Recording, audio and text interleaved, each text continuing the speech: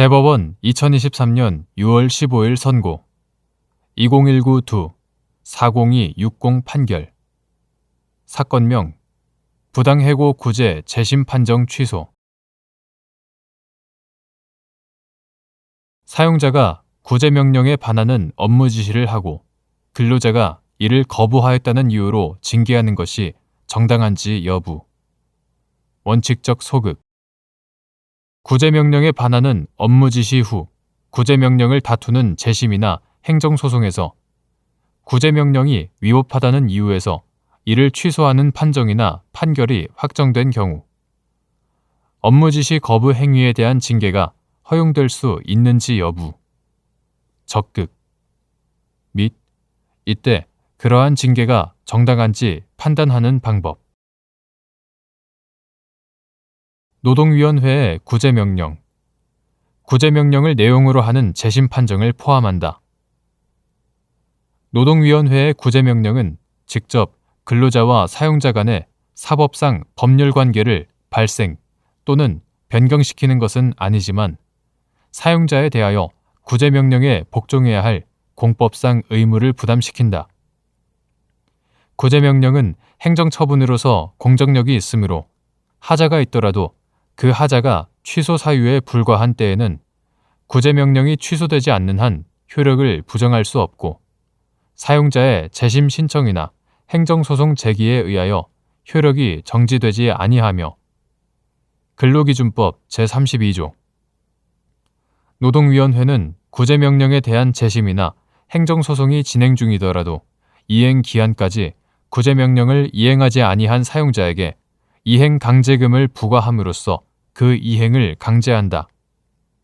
근로기준법 제33조 제1항 이처럼 근로기준법이 사용자에게 구제명령에 대한 즉각적인 준수 의무를 부과하는 것은 부당해고나 부당전보 등이 있으면 근로자는 생계의 곤란이나 생활상의 큰 불이익을 겪게 되어 신속한 구제가 필요한 반면 사용자는 분쟁 기간이 길어지더라도 실질적인 불이익이 크지 않다는 점을 고려하였기 때문이다. 이러한 근로기준법의 규정들과 구제명령 제도의 취지에 비추어 보면 구제명령을 받은 사용자가 구제명령을 이행하지 아니한 채 오히려 구제명령에 반하는 업무 지시를 하고 근로자가 그 지시를 거부하였다는 이유로 근로자를 징계하는 것은 구제명령이 당연 무효라는 등의 특별한 사정이 없는 한 정당성을 가진다고 보기 어렵다. 한편 그 업무 지시 후 구제명령을 다투는 재심이나 행정소송에서 구제명령이 위법하다는 이유에서 이를 취소하는 판정이나 판결이 확정된 경우라면 업무 지시 당시 구제명령이 유효한 것으로 취급되고 있었다는 사정만을 들어 업무 지시 거부 행위에 대한 징계가 허용되지 않는다고 볼 수 없다. 이때 그러한 징계가 정당한지는 앞서 본 구제명령 제도의 입법 취지를 충분히 고려하면서 업무 지시의 내용과 경위, 그 거부 행위의 동기와 태양, 구제명령 또는 구제명령을 내용으로 하는 재심 판정의 이유, 구제명령에 대한 쟁송 경과와 구제명령이 취소된 이유, 구제명령에 대한 근로자의 신뢰 정도와 보호 가치 등을 종합적으로 고려하여 판단해야 한다.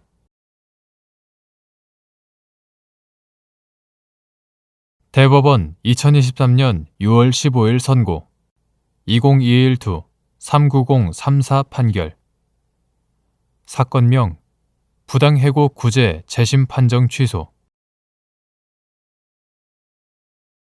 도급업체가 용역업체에 위탁하던 업무를 수행하기 위해 설립된 도급회사의 자회사가 용역업체 소속 근로자를 정규직으로 채용하여 새롭게 근로관계가 성립될 것이라는 신뢰관계가 형성된 경우 용역업체 소속 근로자에게 자회사의 정규직 전환 채용에 대한 기대권이 인정되는지 여부 원칙적 적극 및 이를 판단하는 방법 근로자에게 정규직 전환 채용에 대한 기대권이 인정되는 경우 도급업체 자회사의 합리적 이유 없는 채용 거절의 효력 무효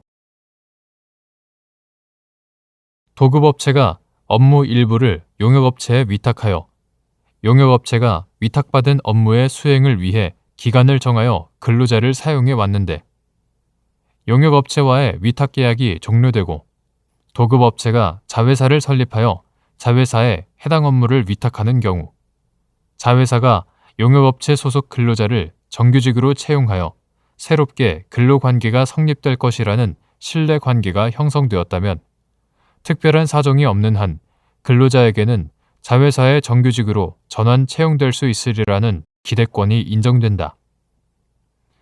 이때 근로자에게 정규직 전환 채용에 대한 기대권이 인정되는지는 자회사의 설립 경위 및 목적, 정규직 전환 채용에 관한 협의의 진행 경과 및 내용, 정규직 전환 채용 요건이나 절차의 설정 여부 및 실태, 기존의 고용 승계 관련 관행, 근로자가 수행하는 업무의 내용, 자회사와 근로자의 인식 등 해당 근로관계 및 용역계약을 둘러싼 여러 사정을 종합적으로 고려하여 판단해야 한다. 근로자에게 정규직 전환 채용에 대한 기대권이 인정되는 경우 도급업체의 자회사가 합리적 이유 없이 채용을 거절한 것은 부당해고와 마찬가지로 효력이 없다.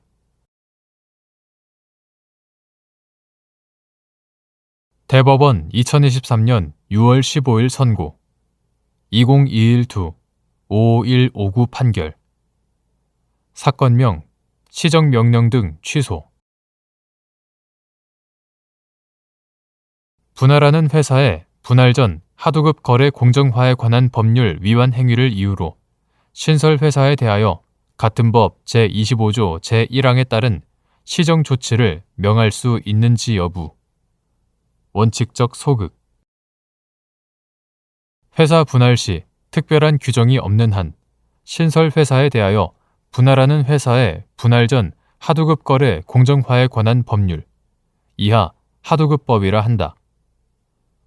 하도급법 위반 행위를 이유로 하도급법 제25조 제1항에 따른 시정조치를 명하는 것은 허용되지 않는다. 구체적인 이유는 아래와 같다.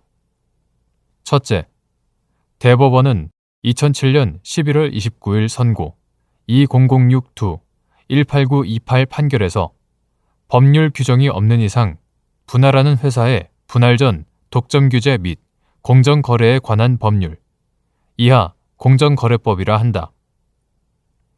공정거래법 위반 행위를 이유로 신설회사에 대하여 과징금을 부과하는 것은 허용되지 않는다고 판시하였다. 공정거래법에 따른 과징금 부과 처분과 하도급법 제25조 제1항에 따른 시정조치 명령 모두 해당 법 규정을 위반한 사업자를 처분 상대방으로 하는 점, 회사 분할 전에 공정거래법 위반이나 하도급법 위반이 있는 경우 시정조치의 제재 사유는 이미 발생하였고 신설회사로서는 제재 사유를 제거할 수 있는 지위에 있지 않는 점, 예를 들어 분할하는 회사가 목적물 등의 수령일부터 60일 이내에 하도급 대금을 지급하지 않았다면 그 사실만으로 하도급법상 시정조치의 제재 사유가 발생하고 이후 신설회사가 이를 지급하였다고 하여 위 제재 사유가 소멸하지는 않는다. 신설회사가 하도급 대금 지급 채무를 승계하였음에도 그로부터 일정 기한 내에 이를 지급하지 아니하는 경우 이것이 별도의 위반 사실이 될 여지가 있을 뿐이다. 공정거래위원회는 사업자에게 하도급법 위반 제재 사유가 있는 경우 시정조치 또는 과징금을 선택적으로 부과할 수 있고 과징금 부과 처분의 성격이 공정거래법상의 그것과 다르지 않은 바 제재 사유 승계에 관한 특별한 규정이 없음에도 법 위반 사유에 대한 처분의 선택에 따라 제재 사유의 승계 여부가 달라지는 결과를 초래하는 것은 형평에 맞지 않은 점 등에 비추어 볼 때 공정거래법상 과징금 부과 처분에 관한 위 법리는 아래에서 보는 바와 같이 제재 사유의 승계에 관하여 법률 규정을 두고 있지 않은 하도급법상 시정조치명령의 경우에도 그대로 적용되어야 한다. 둘째, 현행 공정거래법은 분할하는 회사의 분할 전 공정거래법 위반 행위를 이유로 신설회사에 과징금 부과 또는 시정조치를 할 수 있도록 규정을 신설하였다. 현행 하도급법은 과징금 부과 처분에 관하여는 신설회사의 제재 사유를 승계시키는 공정거래법 규정을 준용하고 있으나 시정조치에 관하여는 이러한 규정을 두고 있지 않다.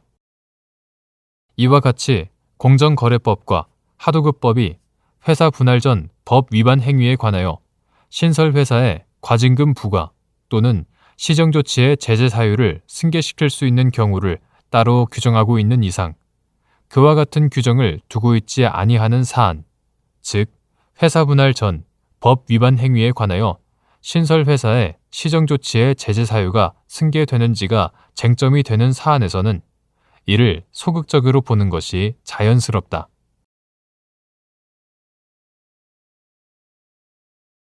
대법원 2023년 6월 15일 선고 2022-66576 판결 사건명 보호조치 기각결정 처분 취소 1.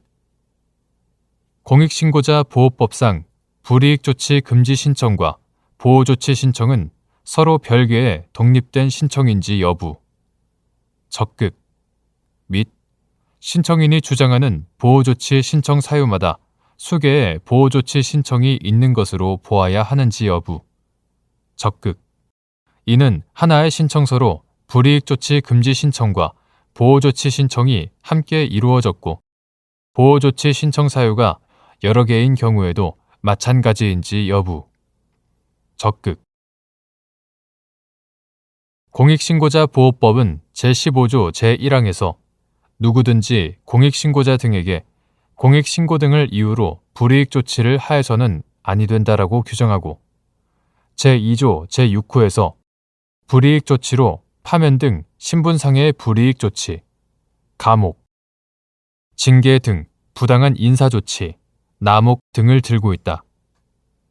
같은 법 제22조 제1항, 제17조 제1항의 각 규정에 의하면 공익신고자는 공익신고를 이유로 불이익 조치를 받을 우려가 명백한 경우에는 피고에게 불이익 조치 금지를 신청할 수 있고 불이익 조치를 받은 때에는 피고에게 원상 회복이나 그 밖에 필요한 보호 조치를 신청할 수 있다.